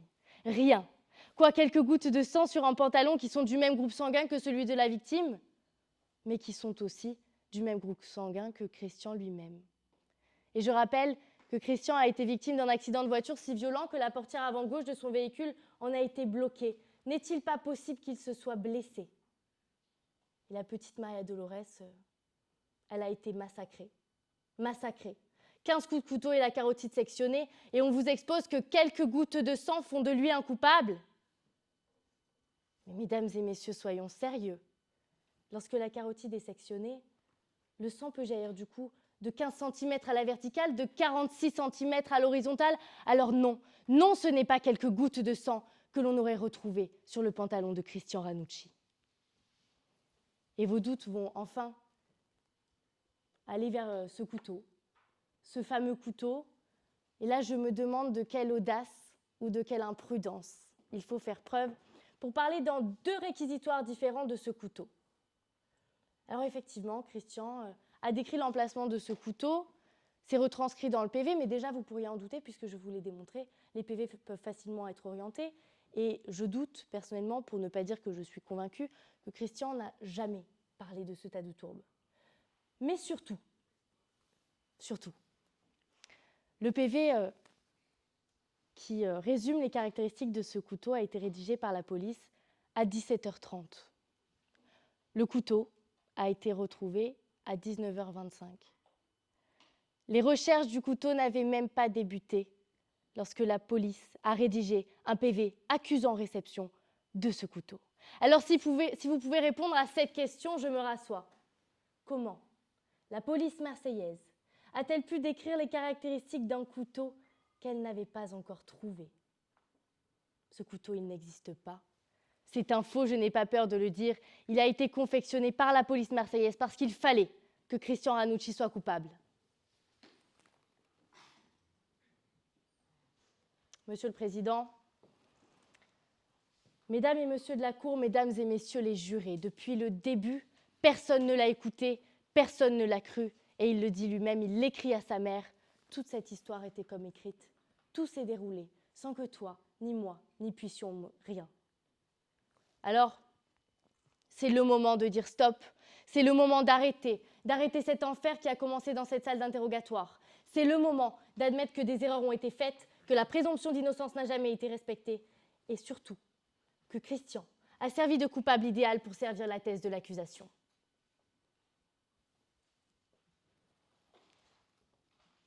Ce soir, c'est vous qui choisissez, c'est vous qui décidez. Christian, tout ça, ces années déjà perdues, il peut les oublier. Les erreurs, il peut les pardonner parce qu'il est jeune, parce qu'il est généreux. Il peut encore sortir de cette cour d'assises en y laissant tout et pour tout reconstruire. Mais pour ça, vous devez absolument le croire. Parce que c'est vous qui choisissez. C'est vous qui décidez. Parce que ne l'oubliez jamais, Mesdames et Messieurs les jurés, à 4h du matin, c'est vous qui ouvrirez la porte du condamné. C'est vous qui lirez l'effroi sur son visage. C'est vous qui vous approcherez de lui pour lui couper les cheveux et le col de la chemise. C'est vous qui le conduirez après par un couloir devenu silencieux parce qu'on y aura déposé des couvertures pour que les autres n'entendent pas, jusqu'à une petite porte que l'on ouvrira. Et c'est vous qui le coucherez sur la table pour lui couper la tête.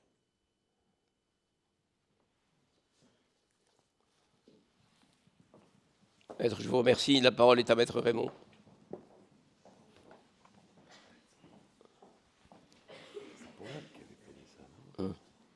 Ouais. Non, dans l'affaire Ranucci, c'était Lombard. Oui, mais là, ça, c'est une phrase de Paul. Oui. C'est qui est reprise souvent par Gérard Christol, d'ailleurs.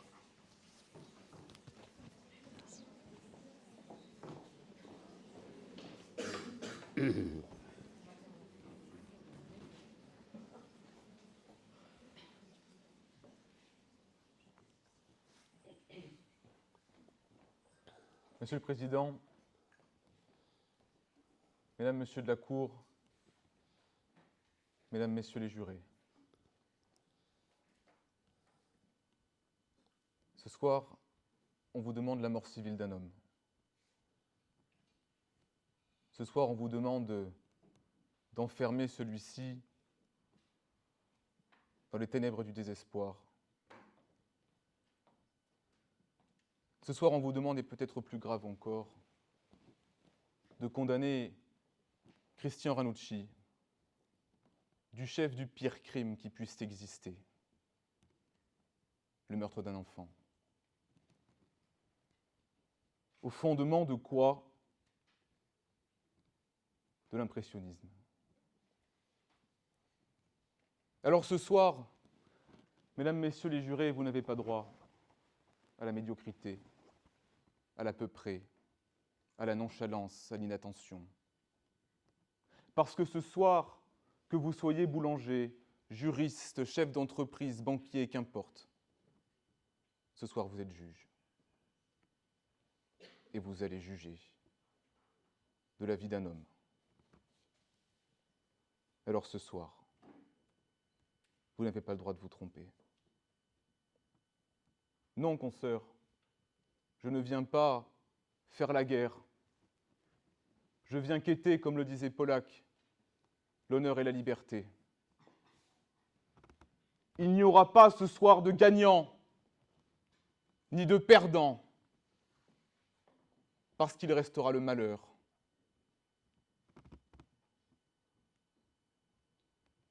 « 30 ans. Ça veut dire quoi, 30 ans? Pour le pire crime qui existe, 30 ans, alors que la perpétuité est encourue, 30 ans.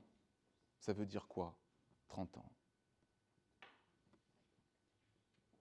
Est-ce que le ministère public a perdu la tête? Je ne pense pas. Je pense que le ministère public a peur. Il a peur parce qu'il connaît l'état de ce dossier. Il connaît ses faiblesses énormes.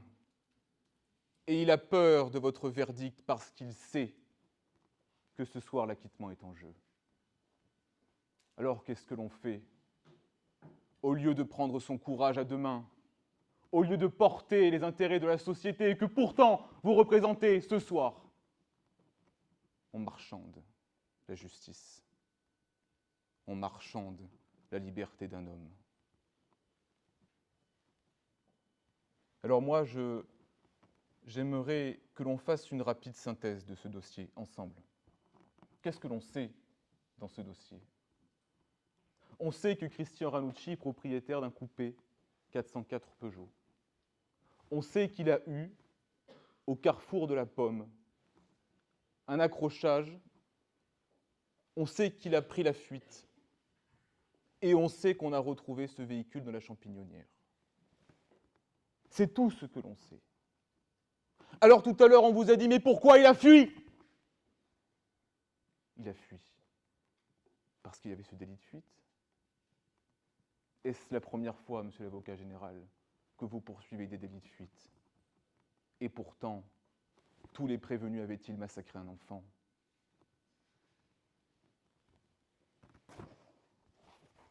De quels éléments disposez-vous? Avez-vous des éléments techniques, scientifiques, irréfutables qui, en dépit des plaidoiries de la défense, vous permettront de raccrocher de façon certaine Ranucci au meurtre de cet enfant? On a analysé, on vous l'a dit, ce véhicule coupé 404, 304. On l'a passé au peigne fin. Il n'y a rien, ni empreinte, ni ADN. On a ce fameux couteau dont on vous a dit, mon excellente consoeur, vous l'a plaidé, ce qu'il faut en penser. Sur ce couteau, on ne retrouve rien.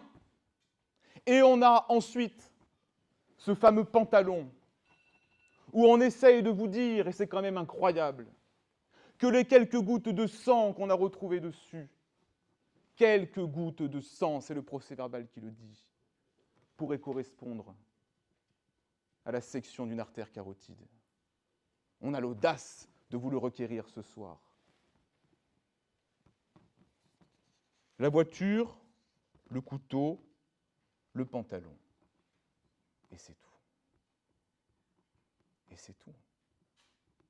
Et qu'est-ce qu'on a d'autre? Les témoignages. Les témoignages, je vais poser deux questions. Qui a assisté à l'enlèvement de Maria Dolores Rambla? Il y a deux personnes. Jean Rambla, son petit frère, et Eugène Spinelli, le garagiste qui a déposé tout à l'heure. Jean Rambla, il a cet avantage considérable, malgré son âge. Il est jeune, mais pas débile, Jean Rambla. Il est à 1 mètre du ravisseur de sa sœur. Il sait très bien qui a enlevé sa sœur. Et pourtant, quelques heures après l'enlèvement, sitôt Ranucci interpellé, on va placer Jean Rambla et Eugène Spinelli devant Ranucci, devant une glace sans teint. Et qu'est-ce qu'ils disent? C'est pas lui. Jean Rambla, à 2 mètres du ravisseur, quand on lui présente Ranucci, c'est pas lui! Et vous allez passer outre ça? Et ce garagiste qui vient déposer, qui dit c'était pas lui, on le fait lever, c'est pas lui. C'est pas lui. Deuxième question. Avec quel véhicule Maria Dolores a été enlevée? Jean, et malgré son jeune âge, va dire aux journalistes qui se présentent sur les lieux, mais c'était quoi comme voiture? Et le petit Jean pointe du doigt la voiture des gendarmes. Et la voiture des gendarmes, c'est quoi? C'est une Simca 1100. Alors on pourrait dire, mais Jean, c'est un gamin, qu'est-ce qu'il y connaît en voiture? Et M. Spinelli, lui, il est garagiste. Il a vu l'enlèvement. Il se présente spontanément au service de police pour signaler ce qu'il a vu, et lui, il en est certain. Cette gamine, elle est montée dans une Simca 1100. Le problème, c'est que Ranucci, il n'a jamais eu de Simca 1100. Ranucci, il est propriétaire d'une Peugeot 304 coupée. Et donc, dans ce dossier, au terme des auditions, vous avez les deux seuls témoins qui assistent à l'enlèvement. Ils n'ont pas vu Ranucci et ils n'ont pas vu sa voiture. Et puis, il y a les époux Aubert. Je ne pense pas, monsieur, que vous soyez un menteur éhonté. Je ne pense pas que vous soyez animé d'intentions malfaisantes. Je pense que vous avez été totalement dépassé par les événements et que vous avez dit ce que les enquêteurs voulaient entendre. Parce qu'en définitive, il n'y a dans ce dossier que les époux Aubert. Il n'y a qu'eux qui raccrochent Ranucci aux faits. Alors moi, je vais vous reposer les questions, et si vous avez la réponse, je me tais et je me rassois dans la seconde. Comment expliquez-vous que Alain Aubert, entre le 4 juin 1974 et le 6 juin 1974, alors qu'il est à quelques mètres de l'individu qui sort du coupé 304, est en capacité de dire le 4 juin qu'il portait un paquet volumineux, ce sont ses mots, et 2 jours plus tard, que c'était une fille, une fillette, et dont sa femme sera en capacité de dire qu'elle avait une voix fluette. Comment pouvez-vous expliquer cette évolution en 2 jours? Et comment pouvez-vous expliquer également que les époux Aubert, qui, après avoir relevé l'immatriculation du véhicule coupé 304, qui rejoignent M. Martinez sur le lieu de l'accrochage, omettent de dire aux époux Martinez qu'ils ont vu le fuyard en compagnie d'un enfant? Ils ne le diront jamais aux époux Martinez, lesquels d'ailleurs, lorsqu'ils seront entendus, alors même qu'ils sont les premiers témoins, puisque ce sont eux qui percutent le véhicule de Ranucci, diront « il était seul à bord ». Seul à bord. Alors, monsieur Aubert, peut-être avez-vous été troublé. Et l'on pourrait attendre de sa déposition devant le magistrat instructeur, qui va l'entendre quelques mois plus tard, dans le cadre de son audition de témoin, une autre version. Ce qu'on vient vous dire alors, c'est « j'ai vu le conducteur, près de la portière passager, ouvrir cette portière de l'extérieur et tirer l'enfant par le bras. Il n'y a qu'un problème, monsieur Aubert, c'est que c'est impossible. Parce qu'il aurait fallu à ce moment-là que Christian Ranucci sorte par la portière conducteur, laquelle, néanmoins, était bloquée du fait de l'accident. Et aujourd'hui, après 2 ans d'instruction, alors que vous ne l'avez jamais dit, ni devant les enquêteurs, ni devant le magistrat instructeur, ah, au fait, il est sorti par la fenêtre. Ce que votre épouse n'a jamais dit, monsieur Aubert, jamais.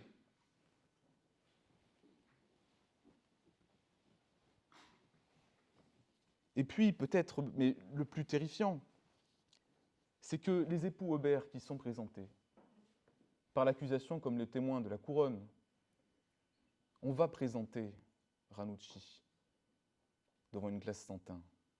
selon la procédure habituelle cette fois-ci, monsieur l'avocat général, c'est-à-dire avec d'autres témoins. C'est ce qui est prévu par la loi. Et vous, monsieur Aubert, lorsque vous avez Ranucci devant vous, qu'on vous le présente, qu'on fait parler les suspects derrière cette glace sans teint, vous dites « c'est pas lui, c'est pas lui ».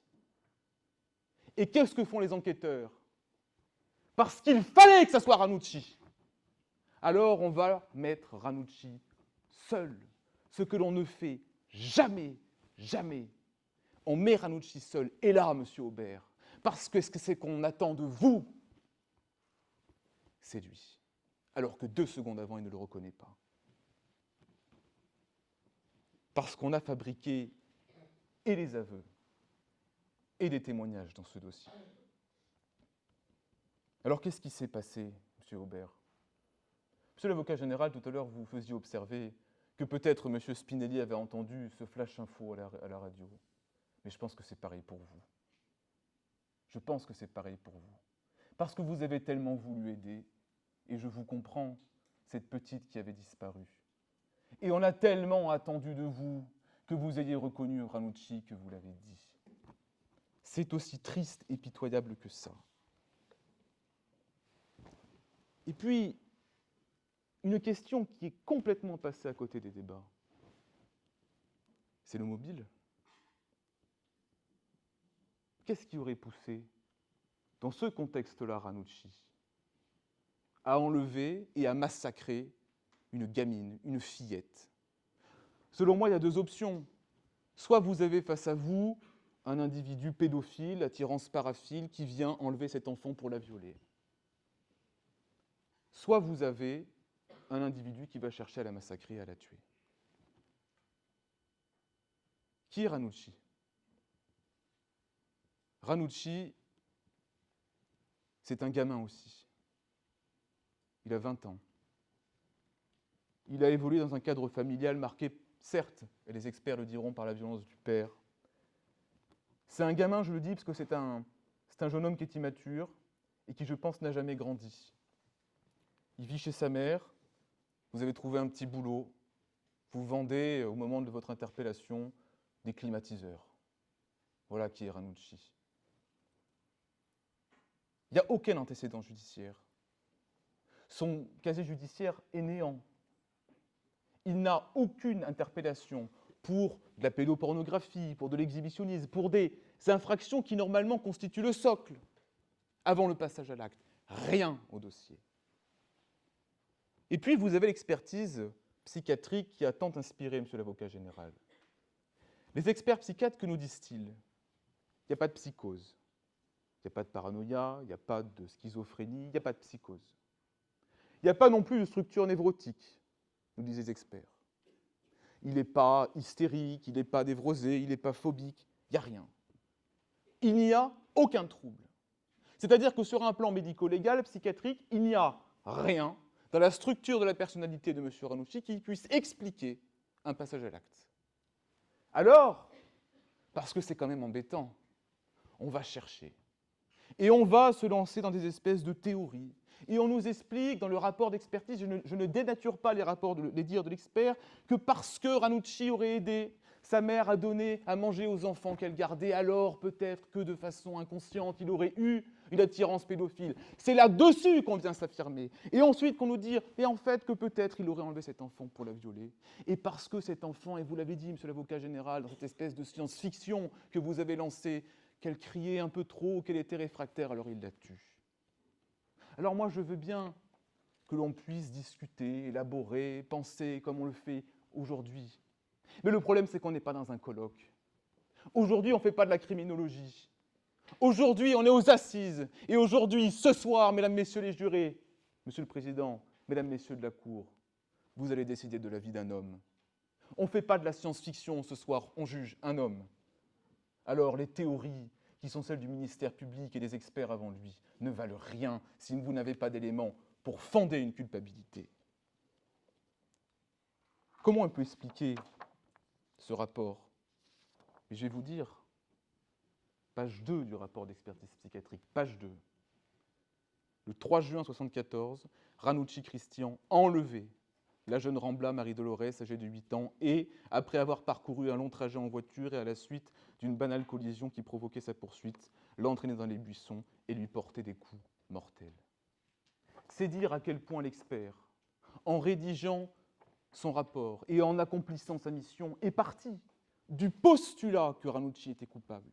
Et parce qu'il était coupable et parce que vous aviez reconnu les faits en garde à vue, il fallait à tout prix alimenter une thèse. Parce qu'il fallait que Ranucci soit coupable.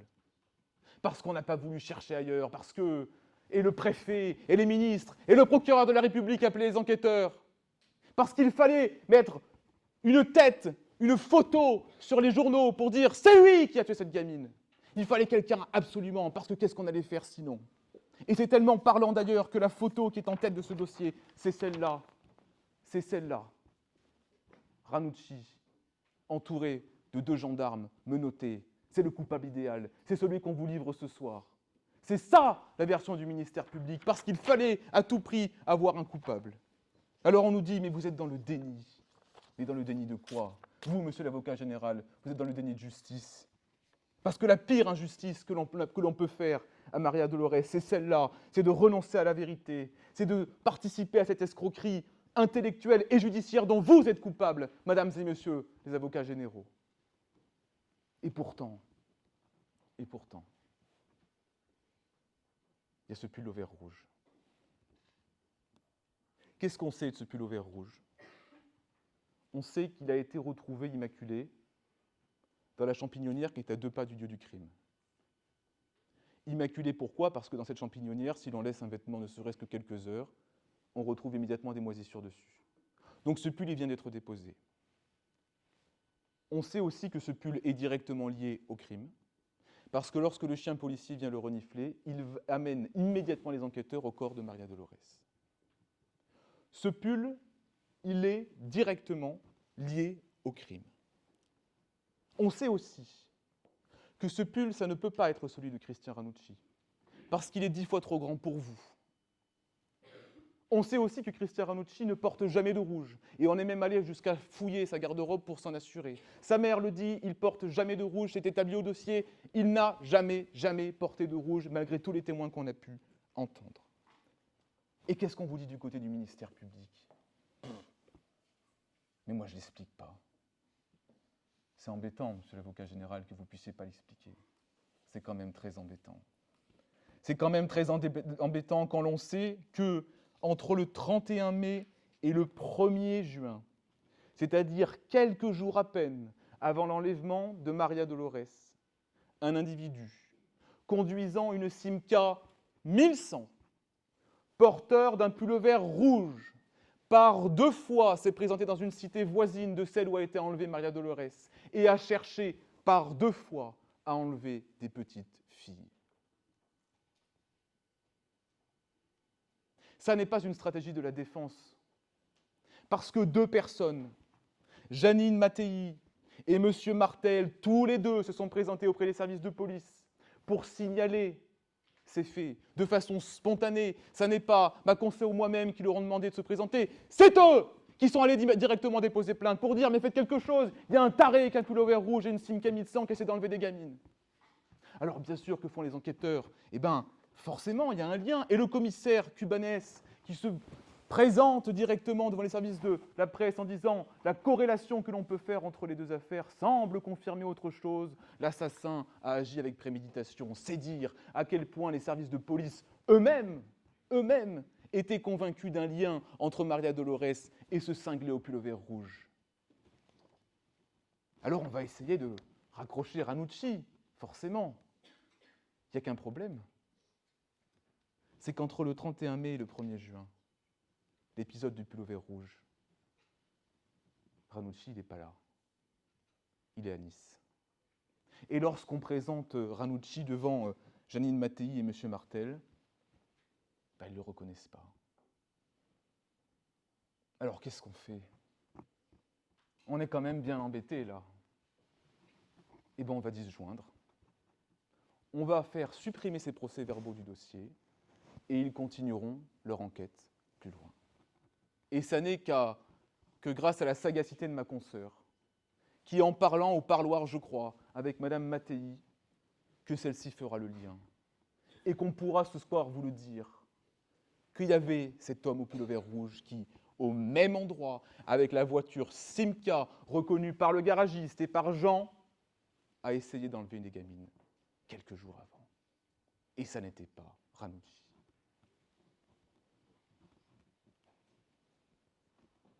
Alors, Mesdames, Messieurs les jurés, pouvez-vous regarder Christian Ranucci dans les yeux et lui dire sans trembler, sans défaillir, qu'à aucun moment des débats ou des plaidoiries, vous n'avez pas eu de sentiments contrariés, ce petit frisson qui vous court dans le dos, cette boule qui se nourrit dans votre ventre, cette gorge qui se serre, ce sentiment de malaise-là que vous ressentez, je le sais, à cet instant précis, c'est le doute. C'est le doute. Et vous allez vous rappeler qu'en application de l'article 304 du Code de procédure pénale, Christian Ranucci est présumé innocent et que le doute doit lui profiter. Et le doute, c'est l'acquittement. Acquitter, ce n'est pas un gros mot. Acquitter, c'est faire œuvre de justice. C'est ça, acquitter aussi. Parce que la pire des choses que vous puissiez faire ce soir, c'est offrir aux parents de cette gamine un coupable qui n'en est pas un. C'est la pire des choses. Et vous n'avez pas le droit. Parce que vous n'avez pas le droit de prendre le TGV de l'erreur judiciaire. N'écoutez pas l'opinion publique. Surtout n'écoutez pas l'opinion publique, cette prostituée qui vous tire par la manche. Celle qui crache sur les marches de cette cour et qui hurle pour vous pousser à condamner. C'est la même qui criait à mort lorsque Jésus était sur la croix.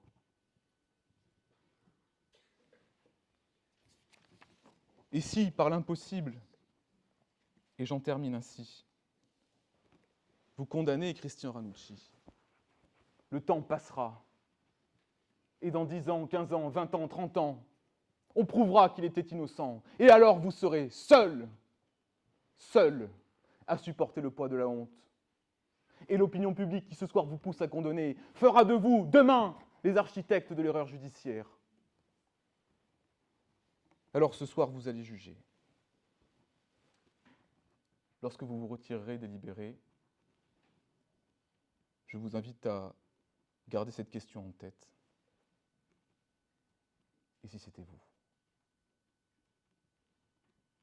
Et si c'était vous qui avez eu cet accrochage? Et si c'était vous qui, par crainte, par bêtise, que sais-je, aviez pris la fuite? Et si c'était vous, par un concours de circonstances incroyable, s'était retrouvé dans cette situation qui est celle de Christian Ranucci ce soir? Après tout, Patrick Dils n'avait-il pas reconnu sur la quinzaine de pierres qui lui étaient présentées celle qui avait massacré les enfants, alors qu'il n'avait rien fait? J'en appelle à votre conscience, parce que vous n'avez pas le droit de rajouter au malheur l'injustice. Acquittez Christian Ranucci. Acquittez-le. Et ce soir, lorsque s'en sera fini du tumulte et du vacarme, lorsque vous vous glisserez dans votre lit, vous pourrez vous dire, à l'instar de Voltaire, « J'ai fait un peu de bien, c'est mon plus bel ouvrage. »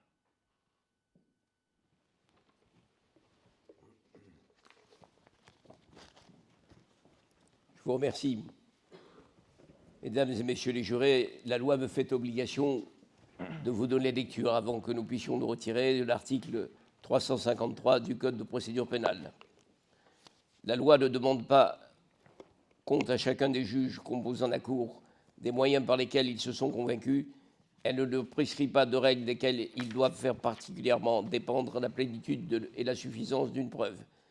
Elle leur prescrit de s'interroger eux-mêmes dans le silence et le recueillement et de chercher dans la sincérité de leur conscience quelle impression ont faite sur leur raison les preuves apportées contre l'accusé et les moyens de sa défense. La loi ne vous fait que cette seule question qui renferme toute la mesure de votre devoir. Avez-vous une intime conviction? Nous allons nous retirer pour délibérer.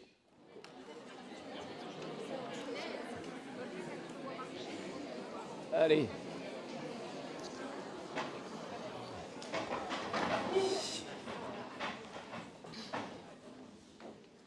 Allez, on y va. Pardon, merci madame.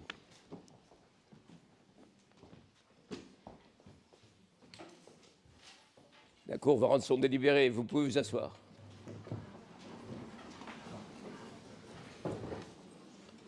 Ranucci, levez-vous.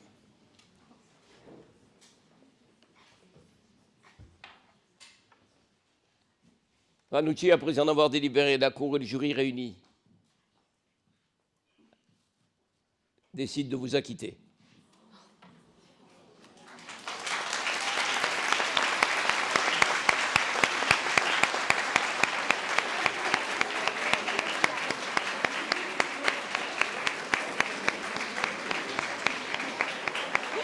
Ranucci, si vous n'êtes pas retenu pour votre cause, vous êtes libre.